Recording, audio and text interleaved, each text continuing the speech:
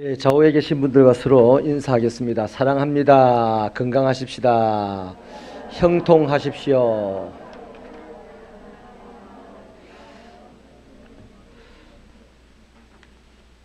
예, 모세가 애굽에 이제 들어갔습니다.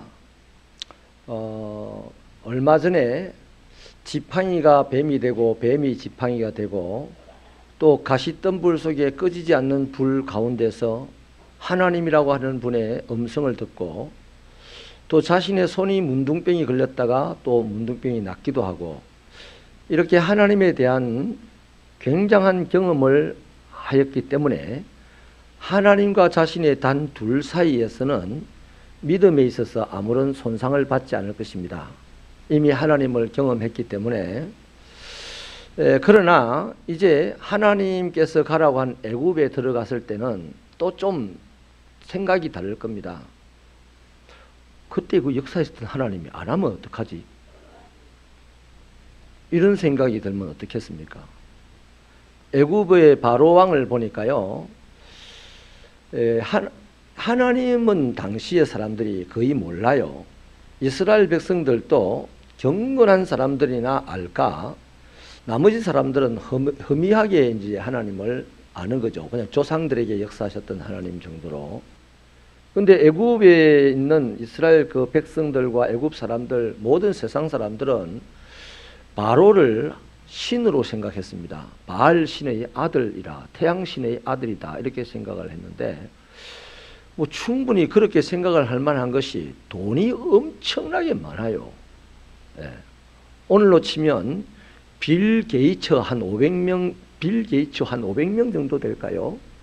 뭐 이 정도의 재물을 가진 사람이라고 보면 되겠습니다. 그래서 사람을 죽이는 거, 살리는 거, 이건 뭐 마음대로 하는 사람이고, 또 권력도 세상 어디든지 마음만 먹으면 차지할 수 있는 그런 권력을 가지고 있는데, 그런 사람을 태양신의 아들, 바알의 아들로 거의 신으로 생각하고 살았단 말이죠.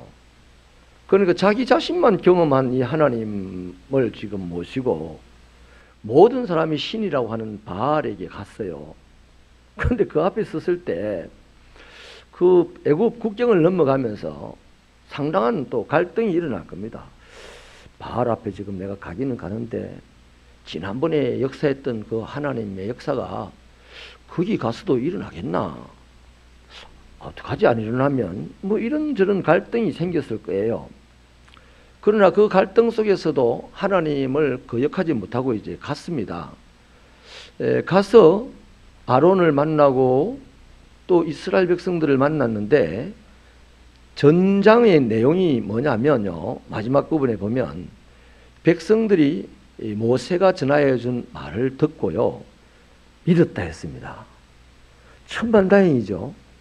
지금 자기가 믿고 있는 이 하나님, 자기가 경험한 하나님을 잘 모르는 이 이스라엘 백성들에게 전달을 했는데 그 사람들이 다행히 믿었어요. 만약에 안 믿고 이 사람 40년 전에 그 살인자하고 고발하면 큰일 나잖아요. 근데 이제 믿었어요. 그리고 하나님이 하신 일을 듣고는 머리 숙여서 경배했다, 이렇게 성경이 기록을 하고 있습니다. 그럼 뭔 말입니까?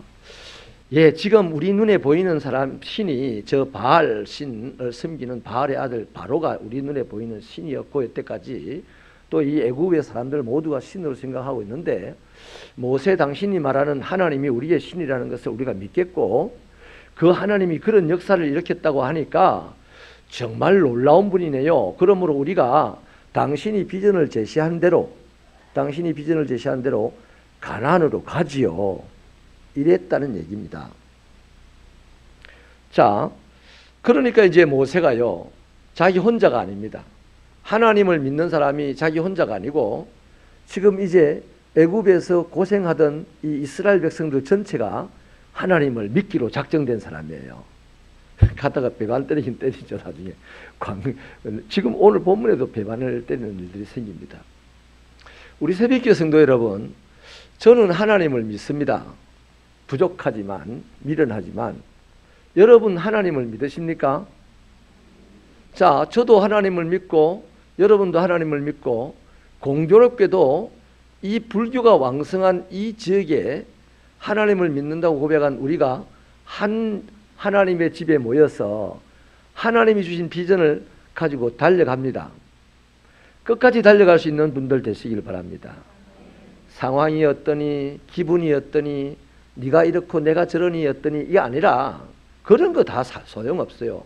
그거는 순간순간 바뀌는 것이고, 지미라 집사님 참 기도를 깊이 있게 해주시는데, 지미라 집사님과 내 사이가 참 좋아요 지금. 그런데 내일 안 좋을 수 있어요. 그죠? 또 그 다음날 또 좋아질 수 있어요. 우리 둘은 변죽을 뜻하는 사람이니까. 근데 그런 거 가지고 우리가 하나님 주신 비전을 붙들고 달려가는 게 아니고, 그저 하나님을 믿기 때문에 우리는 생각이 다르고 삶의 자리가 다르고 살아온 방식이 다르지만 똑같은 것이 하나였어요. 우리가 믿는 하나님이 똑같아요. 그 똑같으신 그 하나님 때문에 우리 생각을 내려놓고 삶의 방식을 내려놓고 같이 가는 겁니다. 우리 좋아서 같이 갑니다 이러면 안 돼요. 좋고 안 좋고 상관없이 하나님을 믿기 때문에 하나님의 일을 위해서 같이 갑니다. 같이 가다 보면 좋을 때도 있고 안 좋을 때도 있습니다. 그거는 어쩔 수 없어요. 좋아도 같이 가야 되고 안 좋아도 같이 가야 되는 것이 바로 하나님을 믿는 사람의 심지 굳은 삶의 태도다라는 것입니다. 이런 심지를 가지고 교회를 섬기는 여러분 되시기를 바랍니다. 그래야만 내가 있는 이 자리를 한번 쥐고 다스리는 사람이 되죠. 내 기분이 이러니까 막 파이다하고 환경이 이러니까 파이다하면 모든 것을 해결하시고 모든 것을 이루시는 하나님의 능력은 언제 경험하겠습니까? 힘든 일이 있고 기분 나쁜 일이 있고 또 마음 상하는 일이 있어도 하나님의 일 하나만큼은 반드시 하리라 마음 먹고 꾸역꾸역 가다 보면 그 하나님이 감동이 돼가지고 니야말로 이 민족을 살릴 인물이다, 니야말로 교회를 살릴 인물이다 하고 하나님이 은사 주시고 복을 주실 줄로 믿습니다. 자, 그래서요 이제 백성들이 동의하고 모세가 믿는 하나님을 함께 믿기로 하니까 모세가 이제 용기가 나는 겁니다. 그 누구랑 이제 한판 떨어가냐면 바로하고 이제 한판 이제 게임 싸우러 가는 거죠. 그래 1절 말씀 우리 한번 같이 읽어볼까요? 1절 말씀 시작.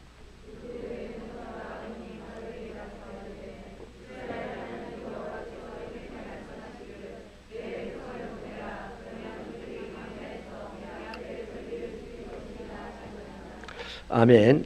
여러분 한 번 더 부탁을 드릴게요. 우리가 말씀을 읽거나 말을 할 때요 좀 더 반듯하게 말을 하시고 좀 더 큰 소리로 말씀을 읽으시길 바랍니다. 왜 이러냐 하면요 김진홍 목사님이라는 분이 있잖아요. 은퇴를 벌써 몇 년 전에 했습니다. 근데 그분이 성경을 읽는데 이제 사회 그 성경 봉독 순서를 맡아가지고 성경을 읽는데요 이 발음이 너무나 분명하고 너무나 또록또록하고 하니까요 이제 내 나이 좀 돼 보이더라고요. 그래서 우리가 글을 읽거나 말할 때요 분명하게 말을 하려고 애를 쓰고 분명하게 읽으려고 애를 쓰시길 바랍니다. 어차피 읽으라고 주어진 기회인데 그렇게 함으로써 우리 삶의 습관이 훨씬 더 건강하고 훨씬 더 상대방에게 나의 의도를 직접적으로 잘 전달할 수 있는 그런 삶을 살아야 되지 않겠습니까? 그래서 끝말을 흘리지 마시기 바랍니다. 끝말을. 자, 다시 한번 1절 읽겠습니다. 시작.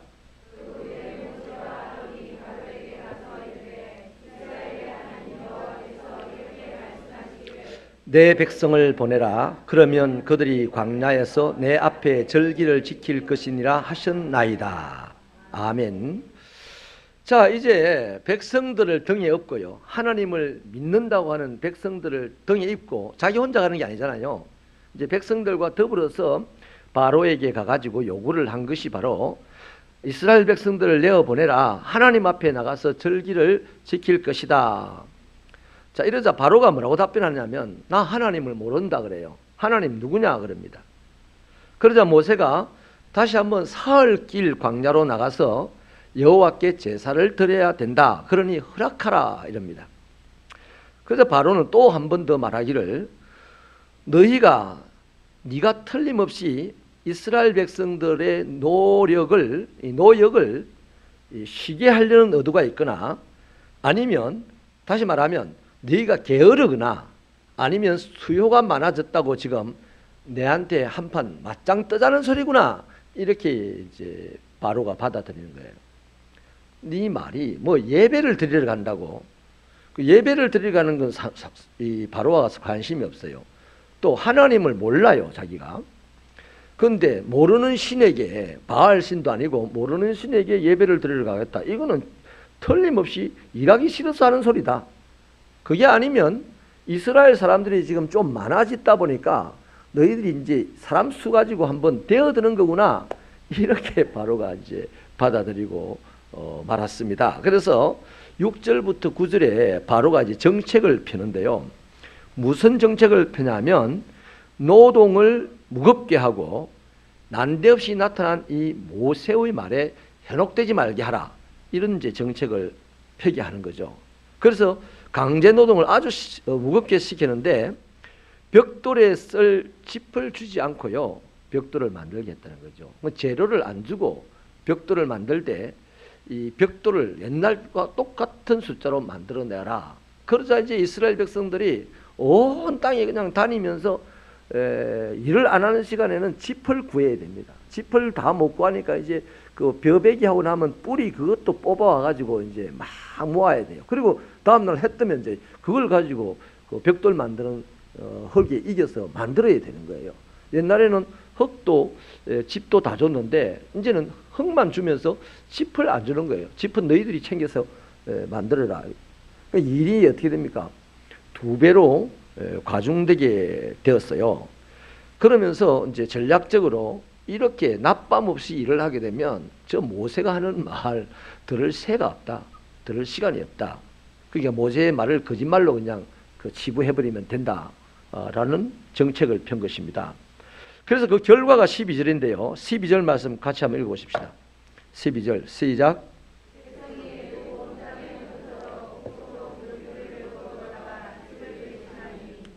아멘.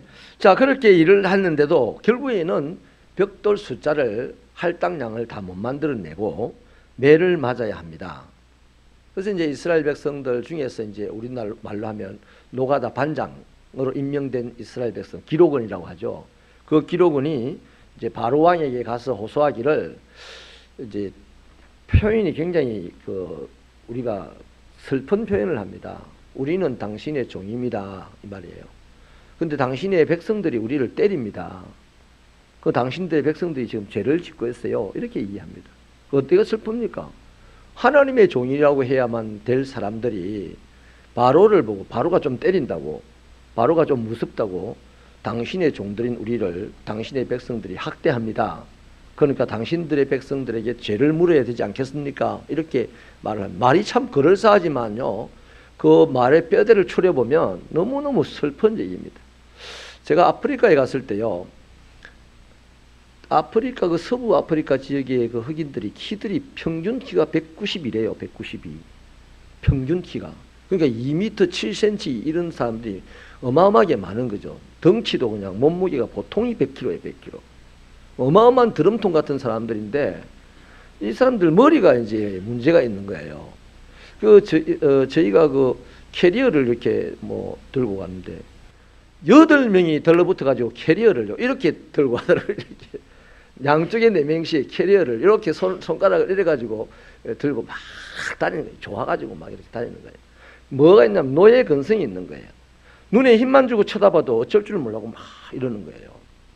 오랜 세월 동안 그 노예 문화에 익숙해가지고 잡혀가고 도망가다가 또 잡혀갈 때는 손이 잘리고 뭐 이런 그 경험들을 그 노예 수용소를 들여다보니까요, 너무너무 비참하더라고요. 우리 요즘 닭장 있잖아요. 닭장. 닭 한 마리 들어가는 곳에 닭 한 마리 들어가는 닭장을 만들어서 모이 먹고 알 낳고 모이 먹고 알 낳고만 하게 하는 그것처럼 노예들을 자기 한 사람 화장실도 못 가요. 그냥 앉아서 볼일 보고 앉아서 잠자고 뭐 그러다가 배 오면 그냥 배 실려가지고 저 아메리카 대륙으로 가고 이랬답니다. 이게 엄청나게 오래되고 그 당시에 그 자기들의 조상이 당했던 그 죽음의 그림자 이런 것들이 트라우마가 돼가지고 지금도 이방인이 손님이니까 무서워해야 되죠. 그들을 덩치도 이렇게 큰데 근데 그들이 무서워하는 거예요. 막 살살거리고 잘 하다가 인상을 한번 딱 쓰면 막 어찌할 바를 모르는 그런 모습을 봤습니다. 그 참 마음 아픈 일이잖아요. 그 나라의 지도자들이 볼 때 얼마나 마음이 아프겠습니까? 그 나라의 목사님들이 진짜 지도자인데 너무너무 가슴 아파하더라고요. 그런 모습을 보고. 그리고 그것을 이제 깨우치려고 지금 많은 애를 쓰던데요. 이 이스라엘 백성들이 오랫동안 이렇게 노예 생활을 하다 보니까 이미 자기 스스로가 바로가 자기의 주인이라고 생각하는 거예요. 지금 하나님 믿습니다. 얼마 전에 하나님 믿었잖아요. 모세의 말을 듣고 하나님을 믿었는데 또 이런 고통스러운 학대가 오니까 하나님에 대한 신뢰를 가지고 더 이상 바로를 안 두려워해도 될 텐데 바로를 두려워하는 그 표현이 바로 당신의 종들을 학대합니다 이 말입니다. 당신의 백성들이 당신의 종들을 학대합니다 그 말이에요. 자, 그래서요 그렇게 바로에게 호소를 했지만 바로는 여전히 너희가 게을러서 그런다, 게으르다 막 이렇게 이제 면박만 주지요. 이렇게 면박을 듣고 나오는 이 기록원의 입장에서는요, 아, 큰일 났다. 이거 모세와 함께 이렇게 했다가 이 모세 때문에 이번에 우리 배로 고생을 하게 되었고 또 배로 고생하는 그 부분을 가서 한번 호소해 봤더니 오히려 왕이 게으르다고 막 노발대발한다. 이제 우리에게는 화가 미쳤다. 이렇게 이제 판단을 하게 된 겁니다. 그때부터 이제 이 사람들의 반응이 어떠냐 하면 우리 19절 하반절부터 한번 읽어볼까요? 19절 하반절부터 21절까지 시작. 기록하는 일을 맡은 19절부터 그냥 읽읍시다. 시작. 기록하는 일을 맡은 이스라엘 자손들이 너희가 매일 만드는 벽돌을 조금도 감하지 못하리라 함을 듣고 화가 몸에 미친 줄 알고 그들이 바로를 떠나 나올 때에 모세와 아론이 길에 서 있는 것을 보고 그들에게 이르되 너희가 우리를 바로의 눈과 그의 신하의 눈에 미운 것이 되게 하고 그들의 손에 칼을 주어 우리를 죽이게 하는도다. 여호와는 너희를 살피시고 판단하시기를 원하노라. 이 말이 뭔 말입니까? 당신들 참 해도 너무한다. 당신하고 당신 하나님하고 정말 너무한다. 한번 생각해봐라. 너무하지 않냐? 당신들 때문에 지금 우리가 이제 큰 환난을 입게 되었다. 이렇게 이제 비난을 하고 원망을 하는 거죠. 여러분, 이 말은요, 좀 더 우리가 성경 전체를 가지고 풀어보면 이런 얘기입니다. 당신들이 말한 가나안 좋아요. 그러나 우리는 오늘 고생 못하겠어요. 말입니다. 굳이 가나안을 고생하면서 가야 됩니까? 이 말이에요. 나를 편안하게 해주고 행복하게 해주고 오늘 이곳에서의 노예 생활을 면하게 해주놓고 그리고 가나안 이야기해라 이 말입니다. 이것이 오늘 우리 시대에는요 번영 신학으로 들어와 있어요. 축복의 신학으로 들어와 있습니다. 옛날에 번영 신학에 입각한 분의 설교의 모토가 그 사람이 왜 그것을 하게 됐냐는 모토가 뭐냐면 6.25 이후에 우리나라가 너무 비참할 때 어떤 집에 전도를 하러 들어갔는데 아기를 낳고 있는 아주머니가 혼자서 아기를 낳으면서 죽어가는 거예요. 그 전도하러 온 자기 보고 니나 예수 믿으라. 그리고 그 아주머니가 죽었어요. 그것을 보고 충격을 받아서 잘 살기부터 해야 된다. 잘 살고 예수 믿어야 된다. 이런 모토를 가지고 우리 한국 기독교 안에 자리를 잡고 사역을 시작했어. 그때부터 뭐 우리나라 그 역사적으로 맞아떨어졌어요. 가난한 나라가 잘 살고 싶은 백성들의 마음이 가득하고 또 박정희 대통령이 잘 살아보세요 노래 만들어가지고 막 새마을 운동, 잘 살기 운동하면서 불어넣고 또 이 신학자들은 또 번영신학을 갖다 붙여주고 이래가지고 삼박자가 맞아가지고 대한민국이 엄청나게 잘 살게 됐어요. 그죠? 근데 잘 살게 됐는데 지금 이 잘 살게 된 그리스도인들 천국 가십시다, 천국 만드십시다 이러면요, 천국 가기는 가야 되고 천국 만들기는 만들어야 되겠는데 꼭 내 때에 가야 됩니까? 내 때에. 또 이럽니다. 이렇게 물질적으로 잘 살면서 물질적으로 잘 된 것을 가지고 막 즐기다가 나중에 큰 난리 납니다.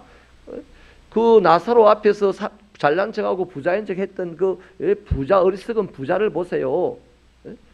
난리 납니다. 그러면요,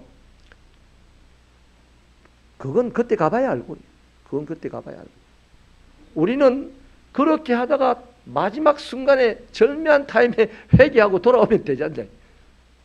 그 희한하게 이제 그 갖다 붙이는 거죠. 시간을 사람이 정하는 것이 아니고 하나님이 정하는 것인데도 그럽니다. 또 하나님은 사랑이니까, 하나님은 사랑이시니까 우리는 이렇게 살아도 하나님께서 기다려 주시고 하나님께서 참아 주실 것이니 우리가 우리 어느 시점에 우리가 정리하고 돌아가면 되지 않냐. 이렇게 이제 풀이를 하고 사는 것이죠. 여러분, 히스기야 왕이요, 병이 낫고 난 다음에 전쟁도 이기고 병도 나았습니다. 그러니까 바벨론 신흥국가예요. 그 당시 아수르가 대제국이었고 바벨론은 신흥국가인데 바벨론도 야심이 있는 거예요. 그래서 바벨론 왕이 사신을 보내가지고 히스기야에게 병문안을 했습니다. 병문안이고 축하 사절단을 보내죠. 뭐 병도 낫고 이기고 이러니까. 이 히스기야가 기분 좋아가지고 데리고 다니면서 왕궁이랑 곡간이랑 다 보여줬습니다. 그때 이사야 선지자가 와가지고 아니 당신 왜 그랬냐 이러니까 우리 뭐 이것저것 다 보여주는 거 뭐 나쁘냐는 식으로 이해하죠. 그때 하나님께서 그 말씀을 합니다. 장차 너의 자녀들이 환난을 당하고 죽음을 당할 것이다. 하나님이 그래 전하라고 했다. 이렇게 이 일로 인하여서. 그러자 이사야가 기가 막힌 말을 합니다. 하나님의 말씀이니 그렇게 되어야 옳겠지요. 그러나 나의 때는 평안하지요. 이렇게 묻습니다. 이거 아버지 맞습니까? 내일에 대한 책임이 있는 사람 맞습니까? 하나님은 믿기는 믿잖아요. 내일에 대한 책임이 없어요.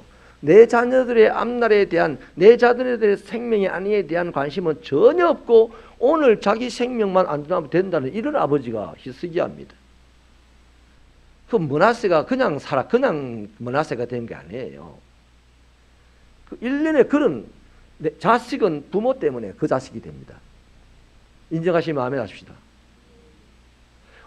자식은 부모의 삶을 딱 보면서 부모의 삶을 능가하는 삶을 살아요. 부모가 하나님 앞에서 바르게 살려고 몸부림을 치면요, 내 부모가 청소부를 한다 할지라도 새벽에 청소차를 청소사 직업을 갖고 있다 할지라도 그 자녀는 부모를 사랑합니다. 어제 저 권사님한테 신방을 하다가 참 가슴 아픈 얘기를 들었는데, 초등학교 2학년 아이 하나가 막 학교에서 막 그릇을 깨기도 하고 자기 물건을 막 집어 던지면서 나는 죽어야 해, 나는 죽어야 해, 나는 죽어야 해 막 소리를 중얼거리면서 그렇게 하더랍니다. 그렇게 한 이유가 뭐겠어요? 그 내막을 살펴보니까 집에 부모가 매일같이 싸우는 거예요.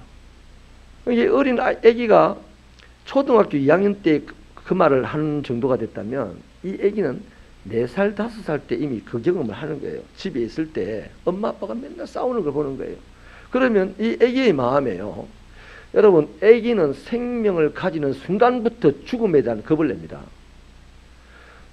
뱃속에 있는 태아에게도 침이 들어가면 태아가 움찔합니다. 막 피합니다. 이 사람은 근본적으로 이 죽음에 대한 겁을 내거든요. 겁을 내는데 이 아기가 어릴 때 부모가 막 싸우는 모습을 보면 자기 때문에 부모가 싸우는 걸 밖에 생각이 안 돼요. 내 때문에 그러는구나, 내 때문에 그러는구나. 그러면서 눈치를 보고 이렇게 살다가 이제 말문이 터여지고 이제 덩치가 커지고 하면 이제 그런 말이 나오는 거예요. 나는 필요 없는 사람이라는 식이죠. 그런 사람이 이제 점점 자라면 어떻게 되냐면 이제 힘이 왕성해지면 내성적인 힘이 왕성해지면 자기를 자해하는 사람이 되고 외적으로 힘이 왕성한 사람이 되면 타인을 해코지 하는 이제 위험한 사람으로 이제 성장하는 거예요. 이러나 저러나 위험한 사람으로 성장하는 거예요. 그 방법은 어떻게 치료합니까? 틱 장애도 마찬가지예요.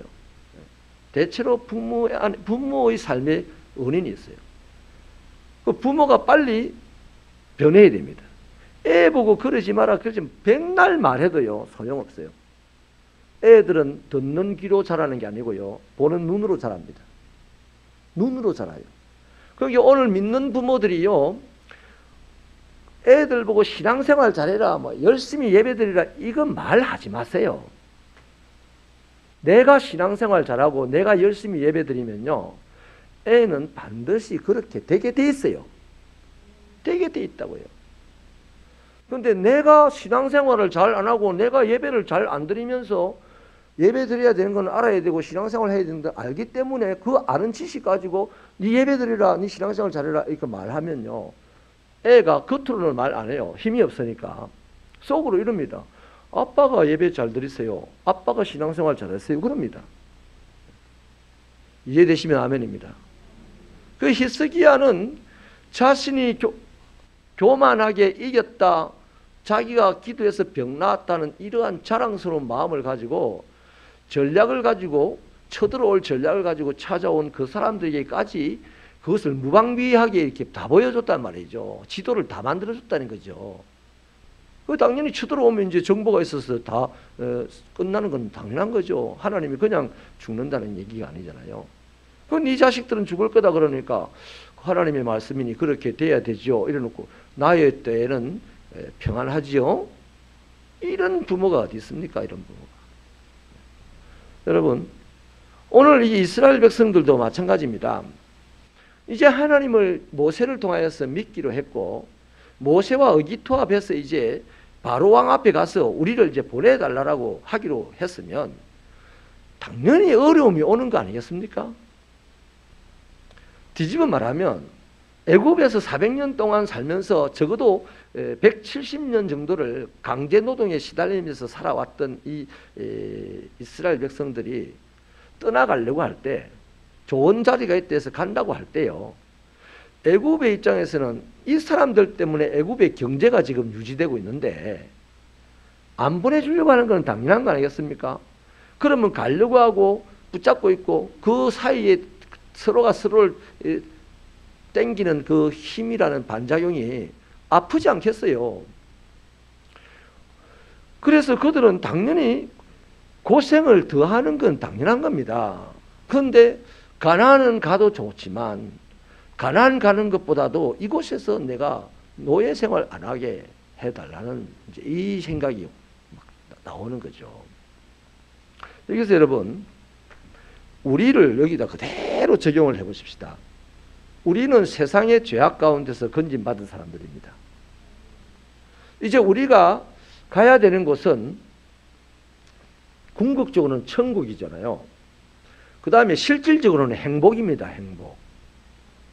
우리는 이 세상에서 예수님이 재림을 하든지 내가 육신의 생명의 죽음을 당하든지 할 때 천국을 가게 되는 것이고 천국.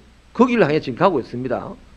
그 다음 또 하나 불행하고 괴로웠던 불평과 원망과 불행이 가득했던 그 삶의 죄에 짓눌렸던 삶의 자리를 주님의 은혜로 벗어났으니 이제는 벗어난 그 자리에 머물러야 될 게 아니고 어디로 가야 됩니까? 행복의 자리로 나가야 되는 거 아니겠어요? 그러면 끊임없이 그 어둠의 세력들, 죄의 잔재들, 또 불행하게 하는 그러한 그 영향력들이 나의 뒤를 자꾸만 잡아 당길 거 아니에요. 그러면 내가 거리를 행복적으로 안 가면 그것들이 나를 건드릴 이유가 없습니다. 그죠? 그냥 자기들하고 함께 있으니까.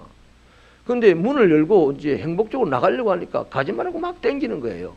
그것이 아픔이라는 겁니다. 이 아픔이 싫어서 나는 행복으로 안 갈래요. 나는 이 괴로움이, 이 세상에서 이 괴로움이 신앙생활 한다고 오는 이 괴로움, 이 손해가 싫어서 천국 안 갈래요 하는 거하고 똑같은 겁니다. 더 정확하게 말하면 나는 이 세상에서 행복하게 되고 나는 이 세상의 문제가 해결되면 나 천국 갈게요. 이 말 하는 것과 똑같은 거예요. 근데 이렇게 생각하고 예수를 믿으려고 하는 사람들이 의외로 많거든요. 자, 그래서요, 말씀에 이제 결론을 내리겠습니다. 지금 이스라엘 백성들은 어느 편에 서야 할지 지금 이제 자기 스스로 결정해야 되는 겁니다. 내가 여전히 바로의 종이 돼가지고 그냥 여기서 노예 생활을 하면서 옛날과 동일한 수준의 고통만 받는 것이 좋겠다 하는 편에 서든지, 아니면 차라리 내가 죽을지언정 그 노예에서는 벗어나야 되겠다 라고 하든지 둘 중에 하나 해야 되는 거예요. 이것도 저것도는 없습니다. 우리도 마찬가지입니다. 우리도 우리가 예수님을 영접하는 순간, 여러분 보십시오. 베드로 한번 볼게요. 베드로 고기 좀 많이 잡겠다고 그물질하고 있었어요. 그물 씻고 있었잖아요. 그런데 예수님이 와가지고 나를 따라오느라 그랬어요. 뭘 하겠다고? 비전을 줬죠. 사람 낚는 어부가 되게 하겠다. 그 사람 낚는 어부라는 그거는 뭐 천국에 대한 비전이요, 행복에 대한 비전입니다. 그 베드로가 그 예수의 말을 믿었기 때문에 따라갔잖아요. 그 재산을 다 내버려 두고, 가족을 내버려 두고 따라간 이유는 예수님을 믿었기 때문에 따라간 거예요. 자, 그러면 오늘 우리도 마찬가지입니다. 예수님이 우리를 오라고 불렀고 우리 따라간다고 나섰어요. 나섰는데 자꾸 뒤돌아보면 됩니까? 안 됩니까? 안 되기 때문에 창세기 소돔과 고모라 성이 불탈 때에 뒤돌아보았다가 소금 기둥이 되고 말았다는 롯의 부인 이야기가 있는 겁니다. 여러분, 하나님의 편에 서면 세상이 싫어합니다. 신앙생활 하면 신앙생활 하지 않는 환경, 않는 세력들이 좋아하지 않습니다. 당장에 그래, 당장에. 그러나 그것을 참고 견디면서 신앙생활을 계속할 때 하나님의 영향을 계속 받습니다.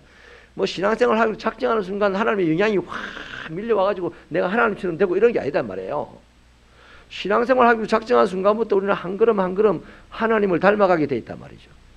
그래서 일정한 시간이 지나야만 그리스도의 향기가 되어서 다른 사람에게 영향을 줄 수 있다는 거죠. 일정한 시간이 지날 때까지는 어렵습니다. 힘듭니다. 쉽게 생각하면 안 되는 거죠. 어렵고 힘들지만 그것이 바르기 때문에 간다는 거예요. 이건 쉽지만 이것이 틀렸기 때문에 여기로 안 간다는 겁니다. 이해가 되셨습니까? 자, 그럼 따라하십시다. 이래도 고생이고 저래도 고생이다. 그렇죠. 우리 사람들이 이 세상에 사는 것은요, 이렇게 살아도, 예수 믿고 살아도 고생입니다. 예수 안 믿고 살아도 고생이에요. 똑같이 다 고생이, 질량불변의 법칙입니다. 고생하는 양은 똑같아요. 종류는 다를지언정. 그러면 고생하다가 지옥 가는 사람이고 고생하다가 천국 가는 사람입니다. 고생하다가 계속 불행해지는 사람이고 고생하다가 행복해지는 사람입니다. 이게 그리스도인과 비그리스도인의 차이입니다. 말씀을 받아들이고 사는 사람과 말씀을 듣고 거절하는 사람의 차이입니다. 그래서 주님과 함께 고생하는 저와 여러분이 되셔야 됩니다. 주님과 함께 고생하는 것을 각오하고 살아야 돼요. 변화산에서 보십시오. 12제자도 고생스럽게 낮에 일했고 예수님도 고생스럽게 일을 하다가 예수님은 전능하니까 밤잠도 안 자고 또 산에 올라가서 기도하러 갑니다. 근데 제자들은 이 육체다 보니까 피곤합니다. 하루 종일 주님 옆에서 그 땡볕에서 일하고 하다 보니 피곤해요. 그래서 밥 먹고 쉬고 싶지 않겠어요? 근데 그 중에 베드로와 야고보, 요한 셋째가 예수님을 따라갑니다. 그 나머지는 그러면 잘 쉬었습니까? 나머지 그 밑에 9명요, 쉬려고 마음먹었겠죠. 아이고, 다행이다. 오늘 막 우리 주님 따라 산에 안 가서 철하기도 안 해서 정말 다행이다. 여러분, 우리 한 달 가까이 이제 금요능력 예배를 쉬었는데 푹 쉬셨습니까? 이제 다음 주일 지난 금요일부터, 9월 첫째 주일 지난 금요일부터 금요능력 예배 시작할 겁니다. 여러분, 이래도 고생이고 저래도 고생인데 예수님과 함께 고생하십시오. 그래야 행복하게 만드는 능력이 생기고 천국 가는 길이 보이는 겁니다. 예? 이 세 제자들은 이거 어쩔 수 없어서 따라간 거지 뭐 지가 기도하고 싶어서 따라갔겠어요? 기도하고 싶어서 따라갔으면 올라가서 예수님 옆에서 기도했을 겁니다. 그런데 올라가자마자 잤어요. 거기서. 그 말은 뭔 말입니까? 기도하고 싶은 마음 전혀 없었어요. 없었는데 예수님이 가시니까 예수님과 동행해야 될 자가 제자 아닙니까? 우리 능력 예배하고 싶은 마음이 어디 있습니까? 솔직한 얘기로 피곤해 죽겠는데. 그러나 예수님께서 기도 받으시기를 원하시니까 기도하는 겁니다. 이런 신앙의 무장이 되시기를 축원합니다. 우리 새벽교회 능력 예배 숫자가 한 55명 정도 되는데 잘 나올 때는 65명 돼가지고 제가 기도하기를 100명 나오게 해달라고 늘 기도했거든요. 내가 참 모자란 것 같아요. 내가 하나님께서 자꾸만 떨어뜨리시네. 65명에서 한 10명이 떨어졌어요.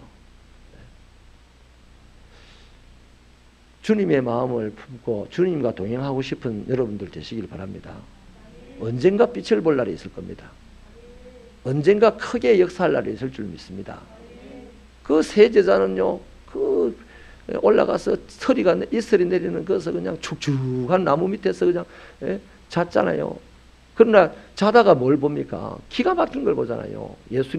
예수님의 변화된 모습도 보고 저 구약시대의 모세도 보고 엘리야도 보고 이런 놀라운 경험이 어디 있습니까? 얼마나 그걸 보고 좋았으면 여기가 조사오니 초막 세 개를 지어가지고 하나는 주님, 하나는 모세, 하나는 엘리야 선생을 위해서 드릴 테니 같이 영원히 사십시다. 저 집은 어디다가 짓고 고생하는 그들이 자기 집 필요 없다는 거 아니겠어요? 너무 좋아가지고 나는 능력 예배 드리다가 이런 좋은 역사가 일어날 줄로 믿습니다. 믿어요. 최웅 집사님 믿습니다. 그래서 주님 편에 선다는 것은 이슬 맞아야 되고요. 남들의 손가락질 받아야 되고요. 그 남들의 손가락질하는 그 남들은요, 정신 나간 사람들입니다, 사실은. 주님과 동행하려고 몸부림치는 사람을 우리 새벽교회는 박수 쳐주시고 응원해 주시기를 바랍니다. 그래서 이 이스라엘 백성들이 가나안에 가고 싶긴 했고 하나님의 역사가 믿어지긴 했지만 마음먹는 순간 더 큰 어려움이 찾아오니까 꼭 가나안 안 가도 되니까 옛날보다 좀 수월케나 해달라고 당신 능력도 경험했다니 이런 이제 식으로 타협을 해오는 거예요. 모세가 너무 가슴이 아파가지고 하나님께 이제 막 항변을 하죠. 하나님께서 이제 다음 주일에 다음 장에서 지금 첫 판은요, 모세가 완전 개혁해 된 것 같고 이스라엘 백성들이 볼 때도 하나님이 바로 왕 신에게 개혁해 된 것 같이 보였어요. 그러나 그것이 아니라는 것을 이제 다음 주에 이제 하나님께서 보여주실 것입니다. 우리 주님과 힘든 것이지만 동행함으로 생명력이 있고 행복이 있고 천국이 있는 그런 삶을 살아가게 되기를 바랍니다.